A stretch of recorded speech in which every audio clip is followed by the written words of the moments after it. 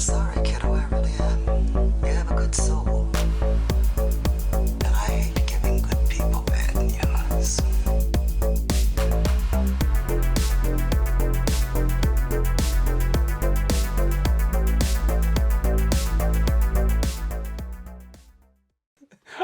I'm Tony.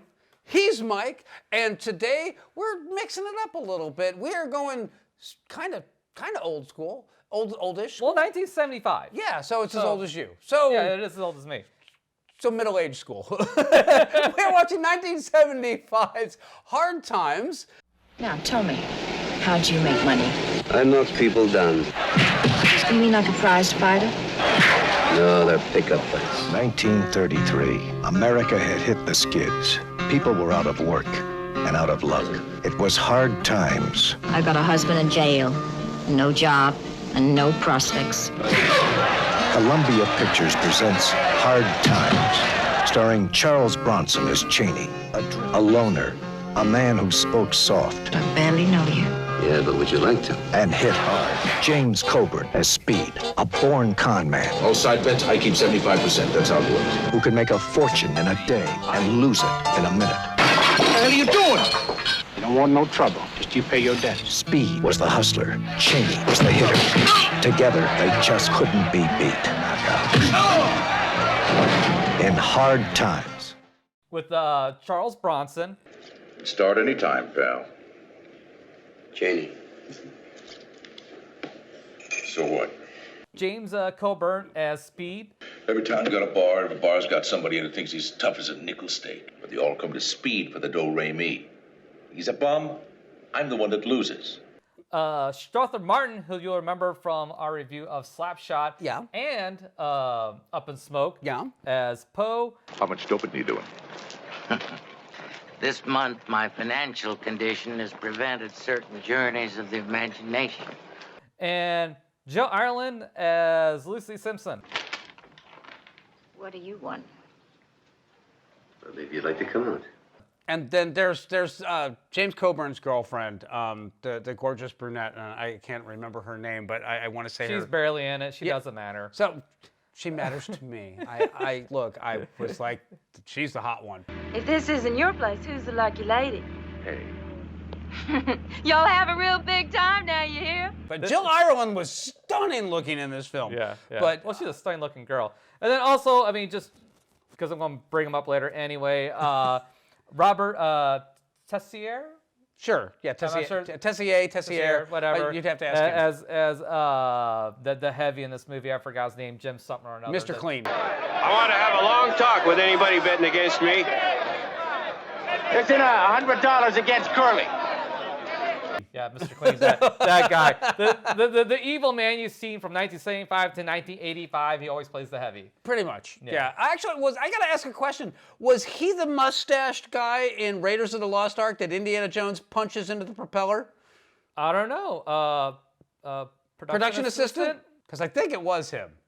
I mean, it looks just like him, but then you get any big bald guy like that, and so you're saying we all look alike? I mean, the shoe fits. I'm not seeing him listed in Indiana Jones at all. I will do some digging later. I see him on the A-Team as Scully. Well, yeah, but that's the A-Team. But anyway, you want to take us through the plot? Yeah. So the movie starts off. You have what's his name? Charles Cheney. Cheney hopping off a train somewhere in Louisiana, and he stumbles upon this warehouse where they have some underground street fighting going on there. You see Speed and his fighter go up against this other dude. Speed's fighter goes down, and Speed's kind of bummed about this shit. So he goes to the local diner, gets himself some oysters. Cheney sits down with them and convinces them to bankroll him. Yeah, essentially. Yeah, kind of sort of bankroll him, but at least get him into this fight. Yeah, so he can at least double his money. He's got a whole $6 to his name. I don't want your dough. I got $6. And nothing else. You bet it. Well. My old friend Speed's back with another potential winner. Anybody want to bet this man? So Speed agrees and takes Cheney to the fight, and he fights the winner of the previous match, and he knocks that her out in one punch. Yes, yes. And from there, shenanigans ensue.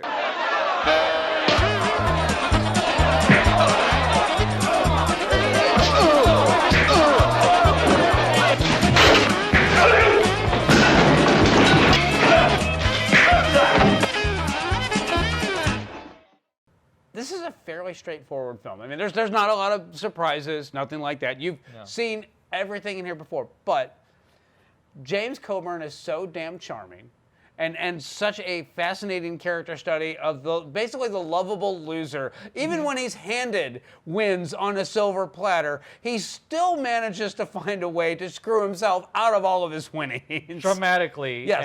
and very, very, very quickly. Yes. It's the same night, the night that he wins all that. And the other thing is that he's in debt to a loan shark. He took a loan out. He's been paying the juice on it, which is the interest, but he's not keeping up with it. And he keeps winning, and the loan shark knows that he keeps winning, but then he keeps losing all of his money. So the loan shark is getting angrier and angrier with him. A man who can afford a shoe shine sure ought to be able to pay his debts. Well, I gotta keep up appearances, huh? I got $200 I'll lay on you right now. How's that? Ow! Steal it. Sell your sister. Borrow it. Get it all. Yeah, well... Now. So all those exchanges are great. I love all of those character moments in there. I love the fact that they go out and they're celebrating after the big win, and he's got like $6,000 or $9,000. He's got $9,000. And what does he do? He goes and he finds a craps table and he burns through every penny of it. And that's when his girlfriend is like, "Look here, Mr. Big Spender, did you feel like a big shot? Did that feel good? Did that make you feel important?" You lost all of it. Shut up. What?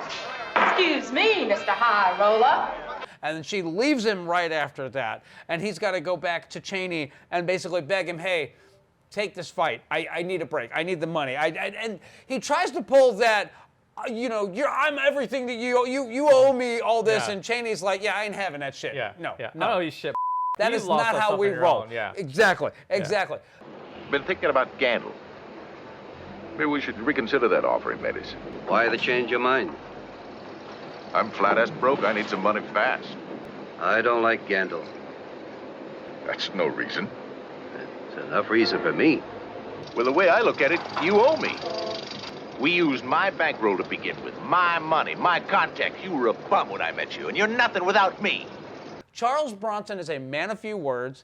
I'm not going to tell you that the fight sequences are amazingly, well choreographed or anything like that. No, but they're realistic for the time period. Yeah, This is Depression era United States, and the only sports there are back then, at least here, was boxing. Yeah, there wasn't bare-knuckled. martial arts or any bullshit like that. So it's period appropriate stuff, and it's portrayed gruesome enough. Yes. I wouldn't say gruesome, but accurately. I mean, they're not professional Yeah, fighters. yeah. They are street fighters. They're just throwing punches, kicking each other. It's very haphazardly done. And the fight goes on until somebody does not get up. Yeah. And that's the only rule that's involved in that. Now, I will tell you there was a nice detail in here that I caught. And I don't know how much you guys know about the history of boxing on this, but it used to be bare-knuckle back in the late 1800s.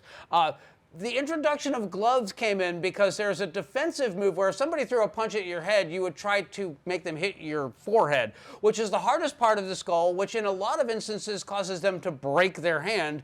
And, well, that's why gloves were introduced to the sport of boxing. And there is that one scene with the heavy in this one with Mr. Clean where he's fighting the guy and the guy goes to punch him and he keeps purposefully getting his forehead into the punch. And does it hurt? Yeah, but not as bad as it hurts that guy's hand. Yeah, if you can't punch, you can't fight. Exactly. Exactly. It's very hard to do if you got a broken hand. The other good one scene is when they go fight in some weird rural Cajun area. Oh yeah. And they win the fight, but they refuse to pay and they pull a gun on them. Yeah. What's the problem? You're a ringer, Mr. Cheney. You give us our goddamn money now. You want that money? Take it. And Cheney's like, "No worries, we'll we'll take care of this. And they do take care of it. They find out where this guy's bar is at. Yeah. Go in that bar, bust the up, bust the bar up, and get their revenge. It is fucking sweet. It's such a satisfying scene. Anybody else? What about you?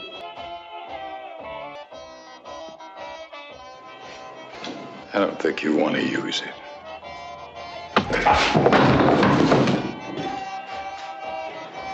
That's one way. You want to see another?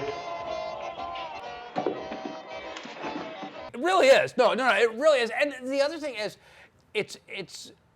they're not glamorizing the olden days, the good, not the good old days. As a matter of fact, it's the bad old days because it is set during the Depression. But like all the buildings are kind of dirty and run down and gross and grimy. And back then, like the factory soot was being pumped out, 500 yards down the street. That's what everything's going to look like. And it's Louisiana, so everything is wet all the time too.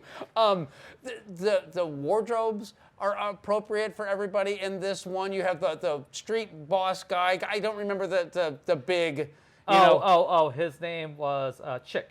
Yeah, but he's like got the mink coat with the wool and the bowler hat and all that. He's very stylish for back in the day. And then you have the underlings that they're stylish, but they're not quite that polished looking. And then you've got the mid-level thugs and the ruffians and the guys that wear a wool pea coat and just a cabbie hat and then just go beat the crap out of people. All the classes are very well represented in their costume design. And Jill Ireland's character is amazingly well developed in that Charles Bronson basically tries to let her know, hey, look, I'm not here for the long haul. I'm not the Marion type. I like you. Let's have coffee. Let's do this. Let's have a little bit of romance, but I'm not going to be that guy. Yeah. And there's this scene towards the end of the film where she's like, maybe I want you to stay the night. Maybe I want you to stay here. Maybe I want to take care of myself. I want to have my own thing. I don't think you should drop by anymore. I think I'm moving. I'm going to get a better place. I've got a better offer. Someone that spends the night. He's even got a steady job. Looks like you got things all figured out. Is that all you got to say?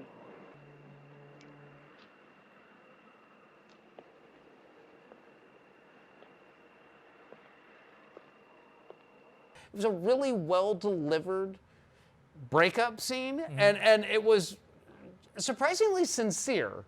I didn't expect to get that much characterization. I thought she was really just going to be the pretty face that he falls for. Yeah. And naturally, the tropes of, he's got to fight to save her because they've taken... No, none of that crap. No. Okay, the mob boss didn't come and kidnap her and go, you're going to fight my guy and you're going to lose. No, none of that. No, Speed's the damsel in distress in this one because Speed, like you said earlier, cannot keep up paying his debts. Yeah. And eventually they take him fucking hostage. Right about now, I'd be deciding whether to bust your legs or your back. But somebody just paid the interest on your debt. Just for 1 week. Your man fights Mr. Street here, and I'll handle your home mortgage. And that's how Chaney comes back. Yeah. He gets roped back in and takes on Street from Chicago. Yeah, and it's an amazingly satisfying watch. It just feels genuine. It feels right.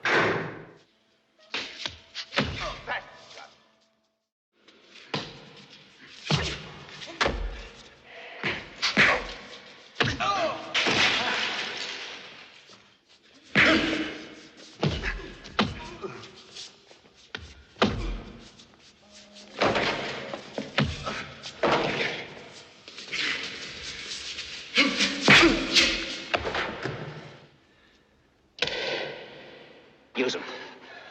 Wow! God damn it, get those buggers out of here! Use them! God damn it, use them! I want to do this as our first, it's not our first Charles Bronson review, but it's our first review outside the Action Bowl. Yeah. So I guess our first proper review. So, and I didn't want to do Death Wish, because everybody's done the Death Wish. I didn't want to do anything that was kind of like that or any type of revenge tale. All the Cannon films where like he was no longer an actor, he was a character, like what they did to Chuck Norris and everybody else. I have notes. I have good notes. So I like this in the fact that it's not a role that you used to see Charles Bronson in. And it's also one of the first real street fighting action movies here in the States. Yeah. You know, that introduces this concept of street fighting stuff. Of course, there's like all the Asian stuff that came before this that had this concept. But this is maybe not the first, but one of the first to American films to cover introduce it. this kind of genre. Yeah, so that's very cool. So, are you ready for some cool notes? I found out so much great stuff about this. This was originally titled The Streetfighter, and Walter Hill. This is his first film. Who Walter Hill's also done. Walter Hill has also done The Warriors. He has done Last Man Standing. He has done. Look, there's too many to list. I'm not getting lost in those weeds. But this was. He was given a script, and he took that script and basically rewrote everything about it from top to bottom on this. But so you'll see that it's written by Walter Hill and some other dude. That some other dude was like, hey, wouldn't it be cool if we had a guy that went around and fought people for money? That was about all he had to do it. Walter Hill moved it to the 1930s. Walter Hill originally took elements from a Western that he had written and incorporated that into this script. So he rewrote this 6 times before he was ready to shoot this one. So now, originally he wanted Jan Michael Vincent for the lead role on this one. I'm not familiar with that name. You'll trust me. Just he'll throw a picture in here and he'll go, oh yeah, him. I know who Jan Michael Vincent is. Well, what was he in? Jan Michael Vincent. He was. Help me out here, production assistant. The Mechanic, Airwolf, Buster and Billy, Damnation Alley. I'll know when I see him. Yes, you'll absolutely know when you see him. He was the staple of 80s TV and movies back then. Okay. But they wanted somebody that was younger for the main role on this one. But then they were having trouble getting anybody to commit. They were having trouble actually getting the money to make the film. Somebody sent the script to Charles Bronson. He got it. He read it that night. He called the next day and he said, I want to do this movie. Bronson was 52 years old. Really? Yes. He does not look 50 in this movie. He looks like early mid-40s. Yeah. He was 52 years old when he made this. And when you watch this movie, Bronson's ripped. Yes. He's a ripped old man. And no, you would not want to fight this dude. He's unassuming in clothes, but he takes his clothes off, dude. Nah, that. So, that being said, this film got a 2.7, depending on what source you're looking at, $2.7 to $3.1 million budget. So it was not a cheap film for the mid-70s, but it was not an expensive film either. It went on to make $26.5 million at the box office. It did just fine. But yeah, no, this film was a huge success. It put Walter Hill on the map. It re-energized Charles Bronson's career. James Coburn was always a staple. Getting James Coburn in your film was a big deal. And I love James Coburn all the way up until he did Payback with Mel Gibson, and he's the one that has the suitcase that Mel Gibson shoots. He's like, you shot my suitcase. That's an alligator suitcase. Belfast, are you okay? Yes, no, it's all right. He's just killing my alligator bags and shooting holes in my suit. Man, that's just mean. He's spectacular in that. He plays the same character in everything, but I love all of them. Yeah. See, I have mixed feelings about James Coburn. He's likable, but I don't know if he's quite likable enough for me. Cause like when he gets caught, especially after he blows all the money and that shit, it's like, you know what, you got what you deserve, yeah. And you know what, if they didn't come back to save your fucking ass, I don't know if I'd be all that sorry for you. You're not wrong. I don't disagree with that at all. But to be honest, in order for this film to have the impact that it did, in order for that to play out as well as it did, you've got to be able to play, yeah, you're likable, and yeah, I don't believe everything you say, but you're not a liar. That's a tough needle to thread right there. Exactly, and I think he missed the mark. So you think? I actually thought he did kind of well with that one. He's just slimy enough. Yeah, don't get me wrong. He did very well, but I don't know, man. Every time I see that role, there's one person that comes to mind who I want to do that role, and you know who the fuck it is. Who?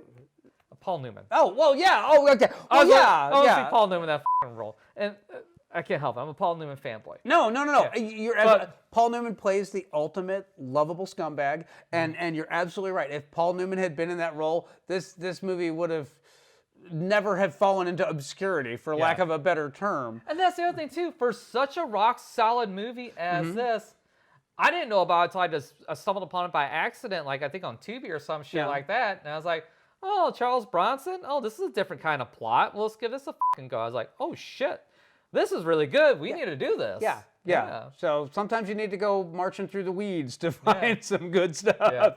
And there are gems out there. That's the other thing. There are a ton of forgotten about films that were considered great in their day that have just kind of been lost to the sands of time because they don't have a mass pop culture following on that one. And this is a rock solid film. I enjoyed this movie quite a bit. And I didn't expect to be honest, based on the premise of it. It's, oh God, it's going to be another one of those. This is not a canon film. No, absolutely not. And then the other actor is Jill Ireland, who does fine in this. But another actress could have easily elevated that part. Sure. But these are nitpicks in what otherwise a very, very good film. Yeah. I agree with you completely. I don't know if this is available on Blu-ray or not. I don't know either. There's an HD transfer of it floating around somewhere because the version that I watched was actually really good quality. Yeah, and I don't think you can find it on most streaming services. I think it was actually on Tubi. I'm not sure. If it is, I'll throw it here. Or whatever service it's on at the time of recording. And then, Strother Martin has a really good bit part in this or scene where at the end where they go to meet for the final fight, and they're down there at the bottom, and the big bosses are up in the room up top. Oh yeah. Where are they? Upstairs. Go up and get him, Billy. I'll do it.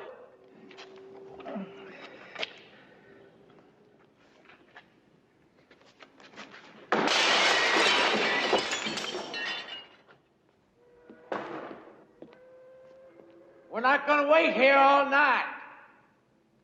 I love that line from him. It's so well delivered. I love Strother Martin as a side character in multiple movies. He's great in this. He's great in Slapshot. He's great in those all of 2 seconds he's in Up in Smoke. Yeah. And I've seen him doing other little bit parts of movies, and every time he fucking delivers. He's the perfect sidekick character actor. Yes, he is. So, he's so you know good. exactly what you're getting. Yeah. And then, like again, we talked about earlier, all the fight scenes, while they're not the greatest spectacle, they're appropriately portrayed and come across painful enough. Yeah, they're dirty and quick street fights. Yeah. I mean, they're exactly what they're supposed to be, but that doesn't make them like hugely acrobatic or terribly pretty. Yeah. They're ugly fights because they were supposed to be ugly fights. Which, if they did it now, it'd be fucking choreographed to the fucking death. Oh yeah, and so unbelievable. And there'd be martial arts and there's some other fucking bullshit or MMA and ground and pound and that shit that exists back then.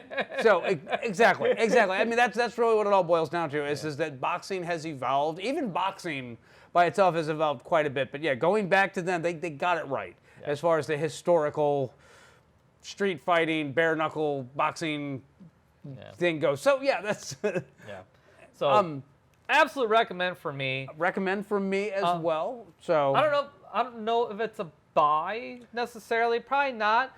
But if you're a Bronson person, this is a must-watch if you're a Bronson fan. I agree with that. I agree with that completely. So that's all I got. That's all I got too. All right. We'll see you guys next time.